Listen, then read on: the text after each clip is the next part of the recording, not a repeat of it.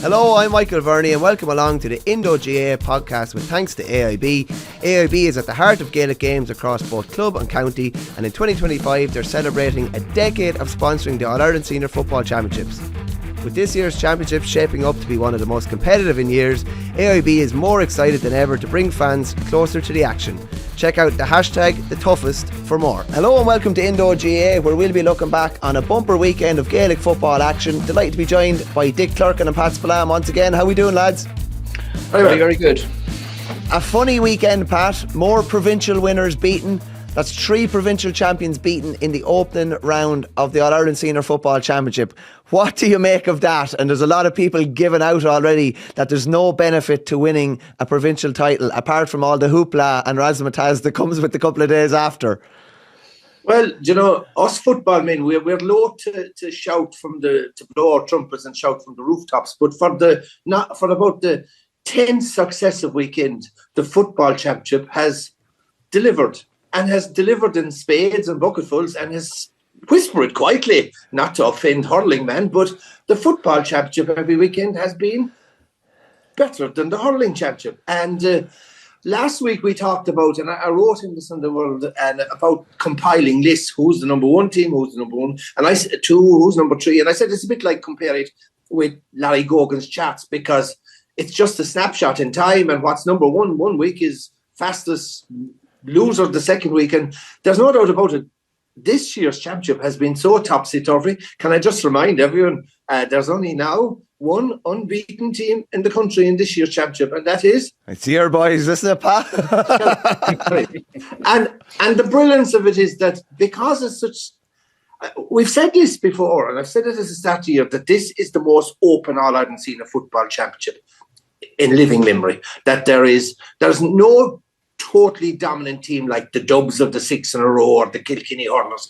There's no dominant team. There's 6, 7 teams that on any given 8 teams, maybe 9 teams on any given day can beat one another. And the forum, yes, you're right. It's a good point talking about the provincial championships. I think, look, there's no doubt about it with Louth. Right, you take the Louth game first. And can I just say that, and I've been critical of Monaghan in the past, but out of all the counties I saw in action last weekend, I thought Monaghan's attacking play was absolutely brilliant. Were they going to win it? I sort of always expected they were going to win it, because Louth, look, they hadn't won a Leinster title since 1957. And Christ, if you're not celebrating after such a long time, you know. And so they played. They were never at the pace of the game. You know, they were suffering from a hangover Leinster final success. So a literal hangover. Yes, a literal hangover. So park that. Galway were only beaten by a point by Dublin, who would be one of the raging out favourites. So I wouldn't read a whole pile into it, only that I said before that I didn't think the Connacht Championship was as strong as it was in other years, and Galway's performances against 2 quite poor teams in Roscommon and Mayo were a bit overinflated. So the big result from last weekend, and the more surprising result, was Donegal being beaten by Tyrone. That was unexpected. And just Donegal, I've never seen such a non-Donegal-like display from Donegal, and non-Jimmy McGuinness style display from Donegal, because they were never at the pace. They were never at the pace of the game. And I just look at, and we've talked on this podcast for several weeks now, and even though Donegal have been winning, and the same problems. I was writing the same things down. They're going to have an issue with zonal marking, because they do the zonal marking in the arc. But with the zonal marking, there's lots of space that a cute team can exploit. Monaghan tried to exploit it, nearly did for times when they played them, and they were only beaten by 2 points. Down exploited that zonal defence at times, and if Down had scored that goal near the end, it could have been a close game. But Tyrone last week, from start to finish, they played the game on their terms. I thought heads up, intelligent football, getting runners into space. They played lovely football. So zonal marking, I see an issue with zonal marking. I certainly see an issue, and we've talked about it ad nauseum now, in transition, that lack of a kicking game in transition. And you're sort of saying, last Saturday night, you'd say, right, okay, here's the thing. Here's the scenario. Half time, we're 2 points down, but we're playing with a gale force wind. We have one of the best target men in the game in Michael Murphy. So, right, common sense will dictate, right, we'll use the wind, we'll put Michael Murphy in a dangerous square and we'll kick it into. What do they do? None of the sort. They're stuck to the process. And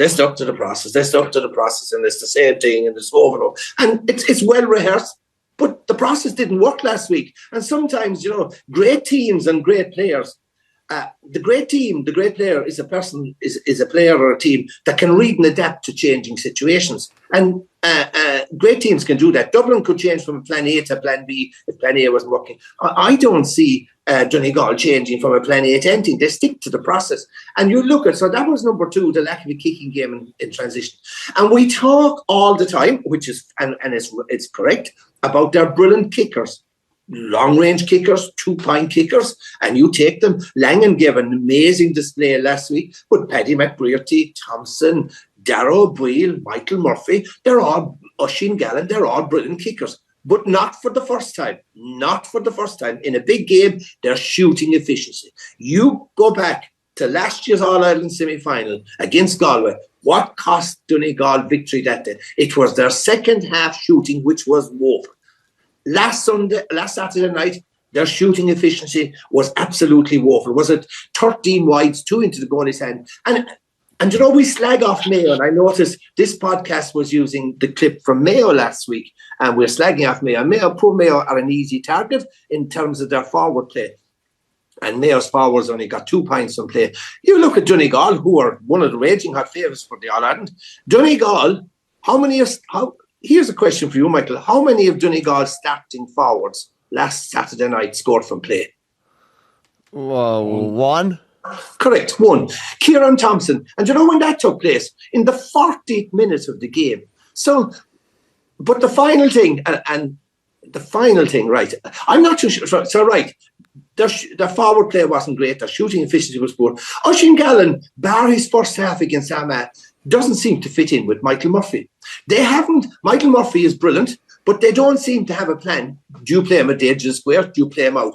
Too often, last Saturday, he seemed to play out. And unfortunately with Michael's legs, he was brilliant last week for 3/4 of the game. Last 15 minutes, the legs had given up. He's 30-something years of age. But the one thing that you've always, going back to the years, I finish with this, Jimmy McGuinness' team, their game management was always superb.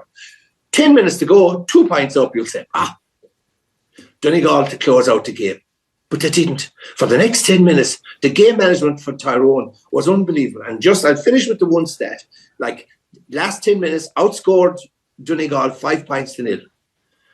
But the stat, for the last 7 minutes and 40 seconds of the game in Ballybofey, no Donegal player had possession of the ball.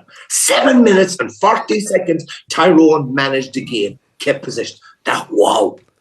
Dick, I don't know if there's anything left to discuss on this game from your point of view, because Pat has covered about 100 bases there. Okay. But he's buried Donegal, so let's not yet. On Tyrone. No. In terms of last Saturday's game, that will hurt Jim McGuinness. Like, there's no question about it. You could see it in his post-match comments. He's a very, very proud man, and he protects his records and his stats very well. Like, to lose to Tyrone, of all teams, in Ballybofey, that will sting. In just the context of that game, whatever about its relevance to their All-Ireland ambitions, that will sting, because that's not in his master plan. Losing to Tyrone is not in his radar, hasn't been, and especially not losing a game in Ballybofey, especially when they had the game won. Like, even with being off par, when Paddy McBrearty hit that point to go 2 points ahead with, 5 minutes remaining, like, betting and running on that one, Mike, I'd say, they wouldn't have got much value for Donegal for that home set, and yet they somehow conspired to lose it. But that's because what Tyrone brought to the table, and they have to get credit. Yep. Okay. As I said to somebody yesterday, somebody said to me, he says, holy Jesus, how did it turn around that I found myself cheering for Tyrone on Saturday night? And I said, I was the same. Not that I'm anti-Donegal or pro-Tyrone. I always punch for the underdog. And it was a case of, And I do have a fondness, obviously, for Mayo O'Rourke, who, like, I had been mentioned several times over the course of the year already about how I felt Tyrone had the raw materials to mount a serious threat for the All-Ireland with the new rules and how they would sort of bring out their best in their players. They just hadn't. Well, the league didn't go well for them because they were short a lot of the Aragul players and struggled to get a bit of momentum. They sort of coughed up a game. I remember they had beat your own team, Kerry, Pat at home, and they sort of threw that one away, and then they ended up getting relegated on the back of it. So the league was sort of, I think, a misrepresentation of where Tyrone were at. I thought the kickouts, we talked about it at the time, was the reason that they lost against Armagh. They were so poor on kickouts by comparison to Armagh's, and that on the balance of the game is going to decide the game, as we see in how the game was decided on Saturday night, that they sort of dominated the kickouts for that last 5 minutes and won the game. So they got those things right. They got their best players on the pitch, fit and sharp, and then they got the kickouts right, and then they competed well. Now, it did help them not having to play against Sean Patton. I felt sorry. I don't feel sorry for Gavin Murray. That's what you're putting yourself forward for, to play at the top level in the White Heated Championship, and he was given a start, and I think the first goal definitely he could have done better on. And then just those kickouts, those 3 or 4 kickouts that Patton typically gets out that went in Tyrone's favour, that's enough to tip the scales in Tyrone's favour. So that was a massive thing on Saturday night. And that'll be a concern for Donegal going forward, how reliant they were or seemed to have been on Patton's proficiency from the kickout. But back to Tyrone, like, huge performances from some of their sort of established players that had fallen off the boil there for a bit. Kieran McGeary, like, he was, people would have said there that won his All-Ireland, got his Player of the Year, lucky to get it, didn't deserve it, hasn't backed it up. By Jesus, he backed it up on Saturday night. Whatever, but anything he's done in the last couple of years, that was a serious turn, that he was going strong at the last. Like Pat was talking about Tyrone dominating possession, he was one of the key men. Michael McKernan, like, I every time I see him playing, I like him even more. He's a bad boy about him. He gets in people's faces, but he backs it up with football, getting up the pitch, kicking ball, confident on the ball. And Darren McCurry as well. Like, what's that? What did he kick against Armagh? Was it 10 points, 9-10 points, and then done the same? Superb. And Dara Canavan was well marshalled, you know, he's going to have to sort of step his game up. But like, if Tyrone can get up to the pace and get Dara Canavan up firing as well, even Mark Bradley contributed as well, and then the big winner in the middle, Conn Kilpatrick had a massive game. Kennedy went off injured, but I just felt that was the performance that Malik O'Rourke was waiting on, and he referenced that because he hadn't seen the performance that he knew there was. They obviously worked very hard. They looked fit. They looked sharp. They were a bit flat against Armagh for whatever reason, but that was the performance. And now they're, as I said yesterday to somebody else, they've announced themselves in Championship 2025. Yeah, without a doubt. Like, I think he's the first manager to have 2 championship wins over Jim McGuinness as well, from back in your own playing days, and obviously absolutely with Tyrone now as well. McGuinness's first loss in Leaguer Championship in Ballybuffet. And the one I'd put to you, Pat, is they go to Cavan this weekend. A Cavan team, and Donegal would be expected to win, but they've played, the guts of 100 minutes in an Ulster final. A bit of a stamina sapping game last Saturday, and now they go to a Cavan team full of confidence. They're chatting to a few Donegal folk, they're a little bit pessimistic. Do you still think they have enough in the tank to, confirm their place somewhere up the top of that table? Oh, absolutely. Look, at this stage of the championship, we're not writing off any team. We're always calling the Donegal performance last Saturday night as being a very poor performance, a very un-Donegal performance. And knowing Jim McGuinness, he'll be demanding and expecting a reaction from his team in Cavan this weekend. And I've no doubt he will get it. So we're not writing off any team at all. But you know what? I'm sort of agreeing with Kieran McKinney. This format, I actually have always been a reasonable supporter of this format. I think this format is delivering great championship matches, and there's not a whole pile wrong. The odd dead rubber, Pat, but generally most games have a serious consequence. I'm even looking at the Tailteann Cup this weekend, and I'm thinking, okay, the top 2 in this group are playing for the first place and the second place. The bottom 2 are playing for the third place. I think sometimes we're very quick to introduce change into the GAA. I think this system is a good system, and over the last couple of years, bar maybe one match in round 3, most of them have had something to play for. So, like Cavan, Donegal coming to Cavan is absolutely brilliant. So look, I stress it again, it's a wide open championship. And again, just briefly going back to Ballybuffet last week, the importance of the kick-out and kick-out dominance. And we saw it in Dublin against Galway. Dublin dominated that middle third of the field, and that was where the platform came. I saw Meath against Cork, and in the second half, Meath's big men in the middle third, they got at Michael A. Martin's kick-outs, and they dominated, and that was the platform for Meath's success in the second half. And you go back to that last 10 minutes, and Dick alluded to it, the 5 kick-outs that Donegal had in those kick-outs, 4 of them went as per usual towards Michael Murphy. He lost 2 of them. They lost all 4. And the 5th kick out went out over the sideline. And Tyrone went at those kick outs. And Tyrone got the possession. And Tyrone won the game. So, it's a banana skin for Donegal playing Cavan next weekend. But I still expect, look, he'll have read the right act. I expect a better performance. But like I said, I haven't seen a top class performance from Donegal yet. Yeah, just quickly, Dick, on Murphy. Can you believe for a player that wasn't around last year and that has not been involved at inter-county level that they're so reliant on him now, and they seem to be just leaning completely on him, particularly like he was gassed by the end of the game, and naturally so with his age profile. He's kind of been expected to do everything nearly to some extent. Yeah, and again, I watched the game back because I think he hit a few absolute boomers off the ground, which were excellent scores in their own right, but didn't contribute from play. I can't remember. I don't even remember a wide. Did he? So like not getting a shot off in play is not a good mark for any forward. You know, if you're reliant on place balls, that's not a good sign in terms of the contribution. Again, but he was out trying to win kickouts. He was out sort of picking up deep ball. Big ask for any player. Now, if he's fit to do it, he's fit to do it. Like at the end of the day, it's up to the other players that aren't 35, 36 to step up. Like Oisin Gallen needs to be stepping up and demanding the ball. He needs to be going looking for the ball. Other these players, so they can't you can't use the excuse that he's been asked to do too much. He's been asked to do too much because he's obviously feel he's fit to do it, and McGuinness has trusted him to play him there for 70 minutes. But if he is waning or Donegal are looking for something else, the other players have to step up. Like at the end of the day, I said at the start of the year, Donegal weren't going to win an All-Ireland without Michael Murphy on the pitch. You could make the argument now they're not going to win one relying on him solely to lead the team. Like he's one of 15 players that is a big contributing factor in terms of kickouts, free kicks, and all the rest. But Oisin Gallen, these other fellas have to step up. They have to step up and lead, because when it gets to this stage of the year, you're playing against the top teams that are going to put you to the wire for 70 plus minutes.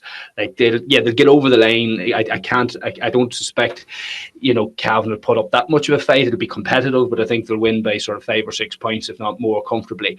But then they have to go and play sort of 5. Well, what it'll be, they'll have Mayo, and then depending on what way the cards fall, either 3 or a minimum 4 tough games to get to an All-Ireland final.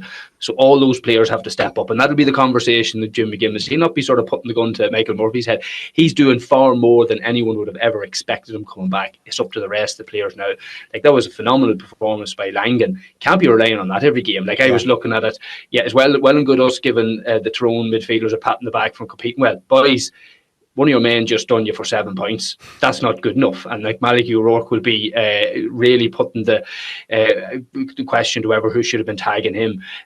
So there's a lot of those things now that have to be questioned about Donegal. And Jim McGuinness will know that. He doesn't need to listen to us to tell him that. He'll know the stats. He'll look at whether their performance is not good enough. And they'll be dealing with that. And it's a nice game to get. Now, one of the things, and there's a common trend this year more so than last year, and sometimes a wee bit of recency bias. Like if you remember last year, the 4 provincial finals won comfortably in their first round because of the draw that they got. Galway, Dublin, Donegal and Kerry. They all won comfortably because of the teams that they got. Whereas this year, 3 of those games, you had Louth getting Monaghan, you had obviously Donegal getting Tyrone, and you had You had Galway getting Dublin, all who had a week or at least a week, if not 2 more time to prepare for it. and they were able to get up to their level. So it was just sort of the way the draw went this year. You've had obviously the more competitive games, but the provincial finalists just got short-handed a wee bit in terms of the preparation time and the teams that they were faced up against, and that's borne out in the results. It's great football, but I wouldn't just say it's a flaw in the system, because last year we were all saying the same. It was that the format was a dead rubber, whereas this year it's great. So 6 of one, half a dozen the other. Sorry, Pat, go on. But getting back to their forward play, and there's no doubt about it, they have really top class forwards. And I remember many months ago on this podcast saying, wow, what a full forward line. Michael Murphy, Paddy McBrearty and Oisin Gallen. If you can get first time quick ball into those three boys, they're unstoppable. Now what's after happening? You see Michael Murphy is not playing in the full forward line. He's playing out deep. Paddy McBrearty isn't making the starting 15. And whatever happened to Oisin Gallen, who was last year an all-star, is outside of the first half against Armagh, is playing poor this year. So Jim's game plan is not getting, whatever it is, this maybe what I alluded to, this running transition play, is not getting the best out of his players. You take Kerry, and Kerry play Paul Ganey, and they play David Difford, and to lesser extent maybe Dylan Ganey in a dangerous square, and they're supplying them with bullets. That's number one. The second thing is, so they're getting first-time ball, which under the present new rules, that's where they gain the most advantage, because the space is there. First-time ball, a forward on a one-to-one. That's number one. The second thing with Kerry, you look at with Kerry, we talked about it, that they've scored more goals than any team. And you start to compare it with Donegal. And Donegal, is that killer instinct with them? Are they going for the goals? No goal last Saturday night. Again, yeah. No goal again. And I think this is the second out of 5 championship games that they've scored no goal. And I actually had the stats from they left 3 behind against Armagh, 4 behind against Down, and 2 behind against Monaghan. And when it comes to the business end of the game, that's they started in a preliminary round in Ulster. They will need to be scoring goals. They will need to be getting the best out of McBrearty, Gallen, and Murphy. And at the moment, their game plan is not getting the best out of the two. As you said, Dick, Michael Murphy was heroic last week for 55 minutes. But, geez, he was expected everywhere. He was the red Adair. He was expected to fill a leak at midfield. He was expected to take the kick out. He was expected to be the link man. And he just simply ran out of steam. So Jimmy will have a little bit of burning at the midnight oil. Jim will have to tweak his plans a little bit, because sticking to the process, the old process that Donegal were very good at, playing deep in the full forward line, coming out on the loop, they need a bit of variety, they need a bit of change, and they need to maximise that full forward line, which they're not doing at the moment. The one thing I would say about Jim McGuinness, and going back to his first run as managers, he always had a plan for Croke Park. He always thought that wee bit further down the tracks. He knows that they're going to get through the group. They're going to get to a quarter final, and he'll know that he'll have to be bringing something to the table. So I'll be very interested to see. You look at the way that their game plan is at the minute in terms of attacking forward. They drop men deep to stretch out the defence, but then they don't really play the ball into them. So therefore, that's why it's creating space for kickers. So if you look at a lot of Langan's points, for instance, you probably find there's probably 3 Donegal forwards in the full forward line that pulls the space out, that gives them an opportunity for kicking. So I wouldn't be. We've been fooled before with McGuinness in terms of what he can bring to the table. Something a bit innovative, something creative.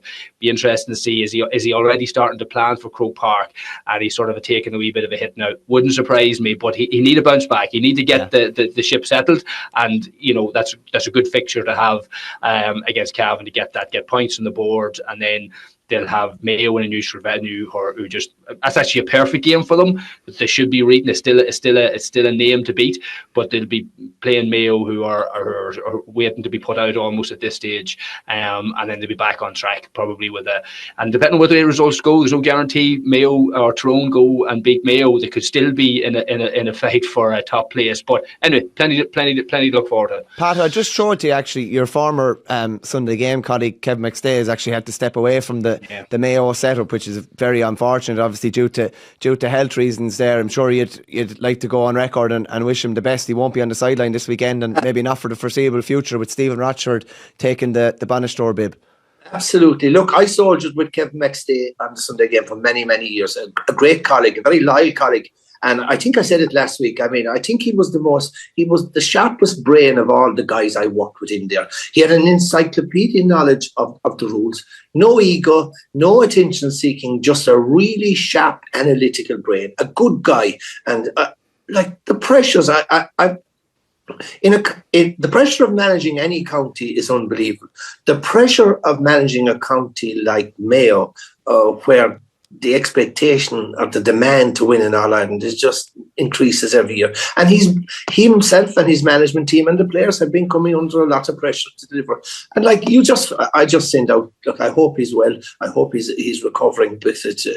But it's a tough, like the pressure on an inter-county manager is just unbelievable. So I wish him all the best. And like, this whole Mayo fiasco and saga that was drawn out last night, of financial and email, like, and I don't know the bits and bobs and the minutiae about it, but it makes reading the articles this morning and reading about emails going from one to the other.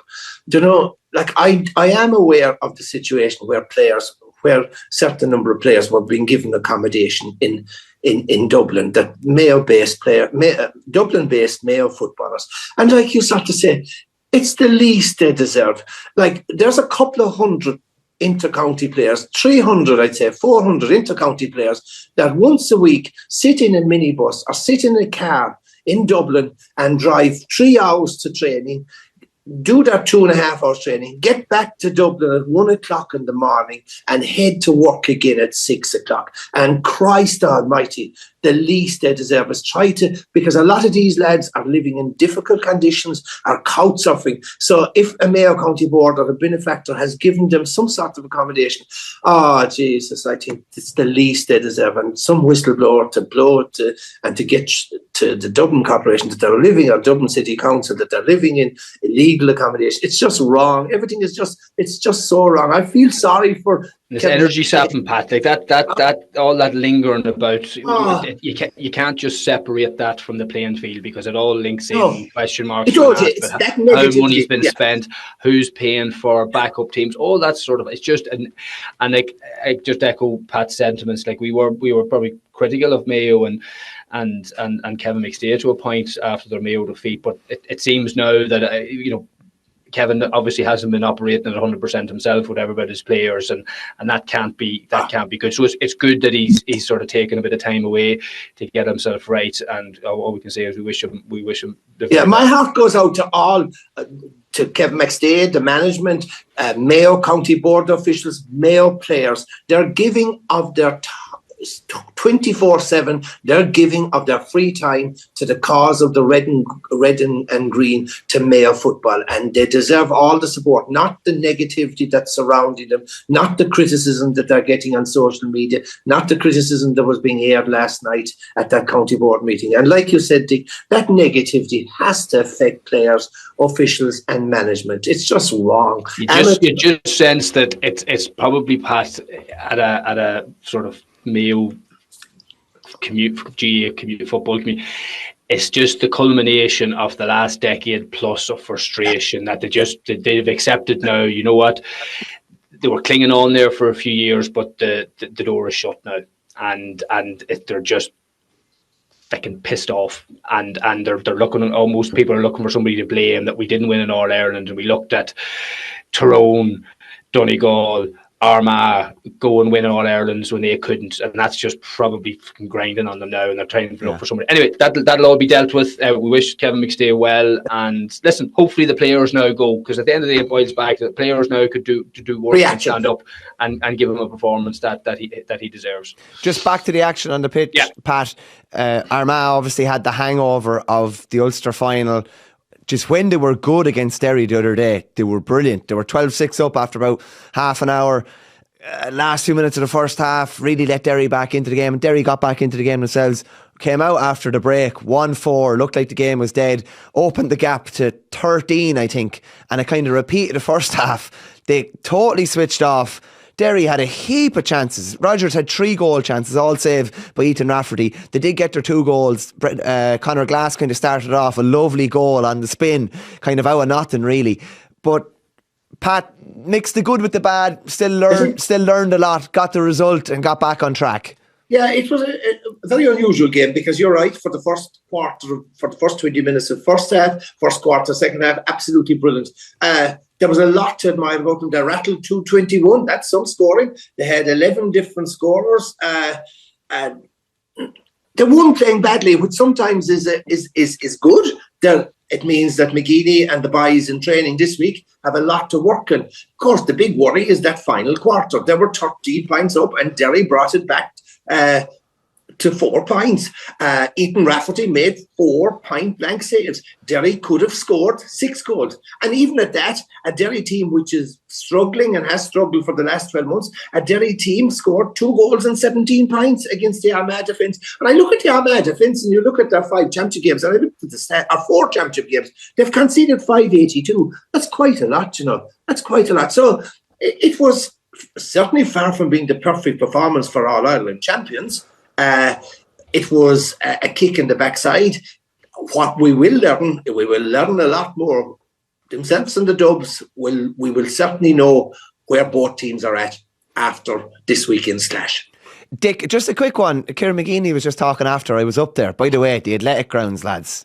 Oh, what a lovely venue. Real tight, kind of intimate, almost loads of noise. It was brilliant. But just talking to McGuinness after, and he kind of remarked about Rodgers had 3 goal chances. Now, percentage-wise, I don't know, like they were low, not low percentage, but they were... Some of them were... Yeah, so he talked about then, Armagh had similar chances and they fisted the ball over the bar or hand passed it over the bar, and he just commented on, and I don't like fisted points or a ball going over the bar like that, but to get the point on the board gets the bit of momentum and a bit of energy, whereas when it's saved when you go for a goal, it sucks it away. And like ultimately the 3 that Armagh put over in the second half and the 3 that Rodgers missed was nearly balanced out, being the difference in the game. It's a funny one. Yeah, there seems to be more fisted points. Like since we've started talking about them, they seem to become more popular. It's almost if the point, because of the 2 points, has increased in value in general. As you say, keep the scoreboard ticking. If the goals come, take it. But it's almost a case of go for the higher percentage return. Yeah. But listen, there's something about a goal too. The goal at certain times in the game, especially if it's like that. Listen, at the end of the day, they were 13 points up going into junk time. It'd have been a complete fiasco if they had lost that game. So just looking at it here, Dick, McGuigan had a 2-pointer to leave 4 in it. Then McGuigan had a 2-pointer wide. Then Glass had a 2-pointer wide. Then Rodgers had a goal chance. It was right there. Like, it was. Well, that's with the 2-pointers now. As we've seen several times, that a lead can be whittled down. So Armagh switched off and Derry found something, but like Derry need to find something for the previous 65 minutes and not to be chasing games at the end. And it was good to see Derry finish strong. I do think they'll take points of somebody. I didn't think they'd go through that whole group, tough and all that it is. So it's some crack Galway coming to Celtic Park at the weekend. That's a tough one. That's one they'll sort of know because they beat them in the league this year. Remember, they had a cracking contest up there, went down to the wire, and they turned the deficit around. So that'll give them confidence. That'll give them confidence the way they finish strong, because that Derry team, we said at the time when they played Donegal, we almost felt that they sort of turned their back on the game with 15-20 minutes to game, and it wasn't a good reflection of them. They didn't do that against Armagh. Like, they have a few real quality leaders in the likes of Brenton Rodgers and Conor Glass, if nothing else, and you can see them constantly driving, and that sort of spurs on the other players. So with a Galway still licking their wounds after the Dublin game, and I know from my own playing history, Celtic Park is not a nice place to have to go to try and get a result. So I'd say Derry are definitely sharper in their saw for Galway coming up, because they've got a bit of energy now out of that last sort of 10 minutes that shows that there's still something about them, despite all the managerial and the criticisms of players and the performances. There's still something there for them, and they'll be targeting that Galway game. That's what they'll be doing now, and Pádraig Joyce will know that. Yeah, I don't know. I didn't realise there was a clear window behind you, Dick, for any of our YouTube watchers. So I don't know if you saw the interview with Robbie Brennan last week, where I think it's Jack Flynn from Meath is doing all funny movements in the background. It's brilliant. Like, absolutely. I'm just thinking, if somebody knew what you were doing there, definitely a head could jump in. Dick, I'll stay with you for a second. Monaghan, that was really, really good. And I'd say you're probably not that surprised, because it's been the team of the year so far.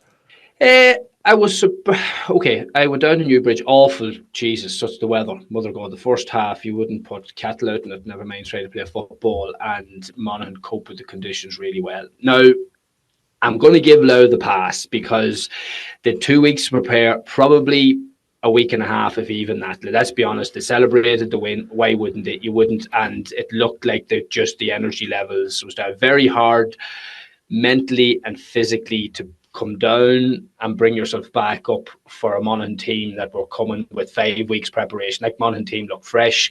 There are a few boys back, like Killian Bell back from injury, and it was probably unfair to expect, and especially that was Louth's home game, and everyone had to bloody drive 2 hours down to Newbridge in the rain. So it was set up. Sorry, just didn't bloody back Monaghan. They were a great price. There's a guy behind you, Dick. There's a guy behind you. Be careful. I'd say he was listening to us, to be honest. Even though it's going out live now, is it? Live stream. And I thought, so that was a game like was set up for Monaghan to win, to be honest with you. And they did. Now, they had to perform. Like Monaghan, I've said it consistently, and it goes back to my own time.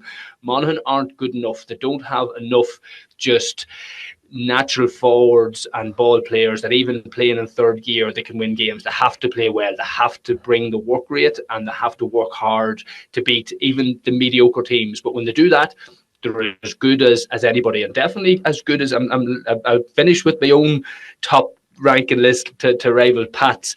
Like, I'm looking at the teams. There's no team there, bar maybe Kerry at their very best, that I wouldn't say in 2025 that Monaghan playing at their best, only at their best, wouldn't be able to compete with, because they've got good players in key positions. Like Rory Beggan is up there with the best still in terms of his kickouts, but also his 2-pointers. Like there, he kicks. I've said this repeatedly. He gets scores that other teams just can't get in terms of his range of plays kicking for 2-pointers, and he got another couple of them against Louth at critical times. A couple of forwards now. Michael Bannigan is probably one of the most underrated forwards. Like, he is playing superb football, and Stephen O'Hanlon, when the conditions are right and he gets the right marker that he knows he can exploit, he's as dangerous a forward as there is in terms of his pace. And the other players just dropping in there. Young Stephen Mooney knows how to score. Jack coming off the bench to contribute, and a really sort of gritty, hard-working defence that you see in the likes of Ryan O'Toole. Boys that, I'll be honest with you, mightn't even get on the panel of some of the teams that they're going to be playing against, but they pour everything into a Monaghan jersey, Mike, and you've seen that, and it was why that they kept Louth at arm's length for the whole of Saturday evening. And it's set up now for them to go on top that group, but they have to bring that same level of performance. Do they dip at all? Meath will fancy a cut of them, and Down. Just keep an eye on Down. Down are getting cocky again. They have a few good players. They'll expect to, like Louth, have to go and play Down now, which is not in Uri, which is not a nice reward.